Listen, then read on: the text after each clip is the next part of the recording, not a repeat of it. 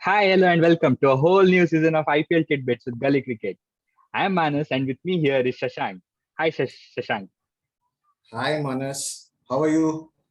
Yeah, doing good. Excited for the new Yeah, season? yes, definitely. I mean, I would also like to apologize to the viewers as well that we have been a little late in starting the show. As you can understand, we have been busy with our work engagements, so hence we have not been able to make time. And unfortunately, Karthik is not here with us Mhm. because of his schedule as well.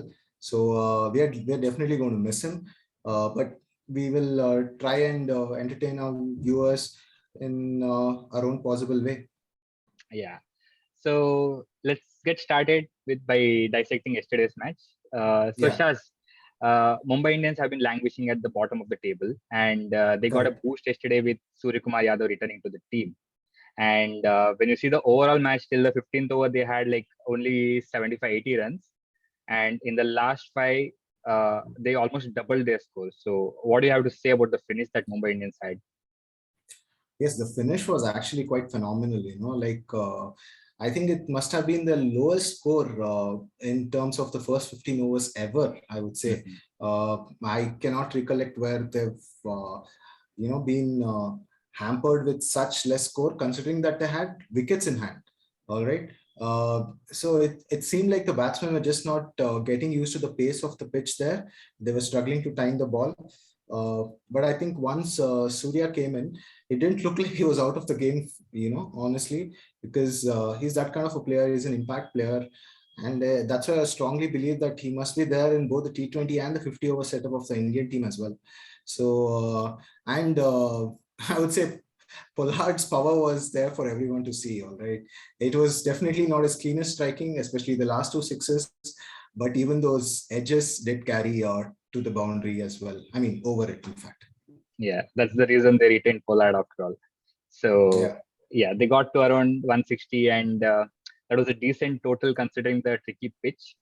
But the real magic is what happened in the second half. So, at a point when Russell got out, it looked like Mumbai had the game, and Venkatesh Iyer was scoring briskly, but uh, He was uh, running out of partners. yeah, and Pat Cummins walks in, and within 2 overs the game is over. So, what was your reaction? Were you shocked, surprised, or did you expect it? Yeah, I mean, definitely, I did not expect it. Even Rohit Sharma said he did not expect something like that to Hmm. happen. Honestly speaking, I mean, I felt like Pat Cummins was playing the, Cricket 2007 or one of those EA Sports games because it was just like he was hitting every ball to the boundary because it's unreal, to get a 50 of just 14 balls. And when everyone else is struggling on that pitch, all right, because that completely changed the momentum of KKR. And then if you see at the end, they've won with 4 overs to spare. So assuming that even Mumbai had got 200, they would have still might have gone and got that. But I mean, it was a ridiculous knock, honestly. It was like clean hitting, and I think Daniel Sams went for the most expensive over in the entire IPL, where he got hit for 35 runs, which also included a no ball. So that's something he definitely wouldn't want to hold the record for. But it is what it is. Yeah, so that's the third highest actually, the over 35. So a lot Okay. of positives for KKR in the middle, but Yeah. the top three remains a bit of concern because we have seen that Venkatesh Iyer is scoring, but not the remaining. So Yeah. in my opinion, I think adding Sunil Narayan as a opener could do some wonder because even though he might lose his wicket, he will get some runs, quick fire 50 or something. So what Hmm. are your thoughts on this? Yes, I mean, definitely they are struggling a little bit with Rahane not contributing enough considering his experience, that he has. Sunil Naran can be an option because it's something that has been tried before as well. As you mentioned, it's a hit and miss with him. He can get you a quick fire 30-40, or he can get out the second ball itself because that's the way he plays. But it's definitely worth a try. But whether they will change anything is something to be seen because they're winning games.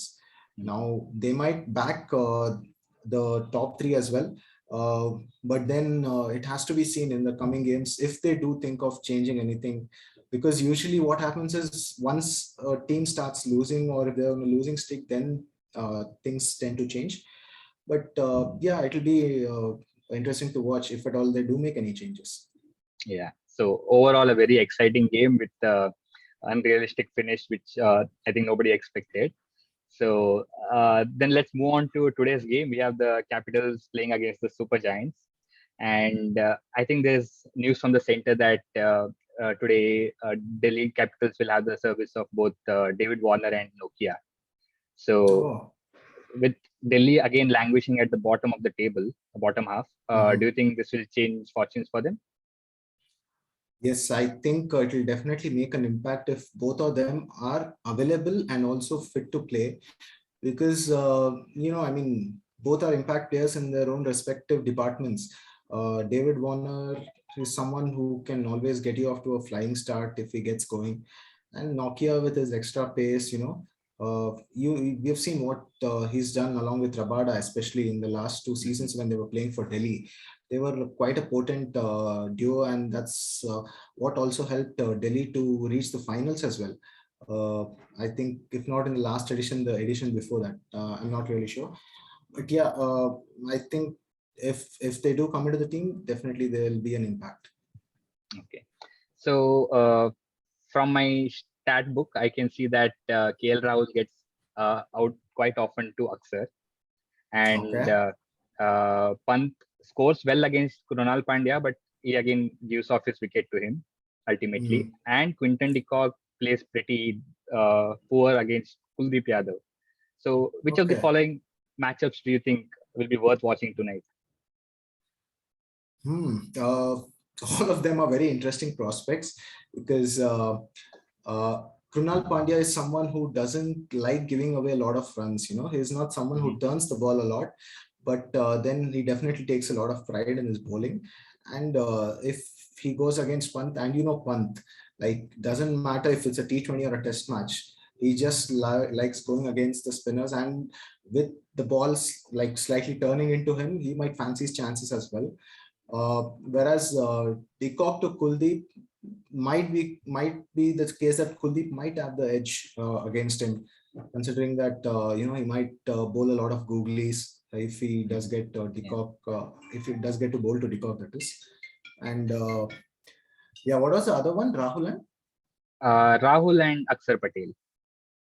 Okay, this again will be interesting to watch. I mean, if at all Aksar, whether he gets to, whether he gets to bowl in the power play or if he comes later, if Rahul is there in the crease, because again, Aksar and Krunal Pandya are, sort of similar type of bowlers. Both are very tall and not someone who spin a lot, but then they're very accurate. So that is why, they don't flight the ball much as well.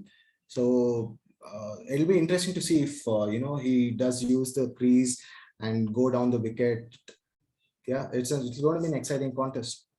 Okay. And another interesting stat is that Pant scores at a strike rate of about 160 against Krunal Pandya and a strike rate of about 200 against Andrew Tye.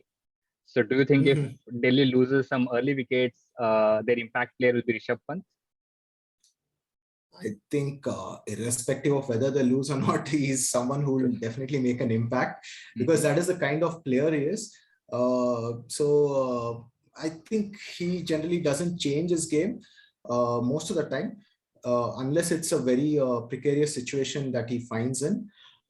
But knowing Pant, it's always like, you have to hold your fist tight, even if you're in the same team as well as the opposition team, because you never know what he's going to do. So Delhi will be hoping that he comes good because he can definitely change the course of the game. Okay. So one final question before we drop off. Who do you think will win, Delhi or Lucknow? Just going with the current form, I would go with Lucknow. They seem to be having a bit of confidence, especially after winning the last game against, who was it? They defended the score against SRH, I think. Yeah, I think so, yeah. Yeah, where they had to chase 170 SRH and they had they needed 27 or 17, which they didn't manage to get with 6 wickets in hand. So those type of wins, and also the chase against CSK, where they managed to score chase a score of over 200. Yes. So these type of things will definitely put them in good stead. So I think it might be LSG. So that's just a guess. That's it. Okay, so that's it, guys, from today's show. But as we have the videos back, also don't forget that we have the contest back as well. So Shaz, will you like to add some details about the contest? Yes, as we have been doing it for the last year or last season. So yeah, 2 years. So the person whoever predicts the man of the match before the start of the second innings will stand a chance of winning a 200 rupees Amazon voucher. So yeah, so guys, keep commenting, guys, girls, whoever. Yeah. Just people, because we need to have gender friendly terms now. Yes. Yeah, we need to be gender neutral as well. Yeah. Because as you know, like, you cannot call a batsman, you should call them a batter. Yeah. So yeah, we hope whoever is doing this have enjoyed watching us come back and do what we like to do. So and we also want to make sure that we try and do this for every match. If our schedules are not matching, then kindly apologize us for the same. Yeah, but we would like to do it for each and every game if possible. Yeah. So with that, we'll conclude today's video. Yeah. Thank you, guys. Keep predicting. Bye-bye. Yeah. Bye.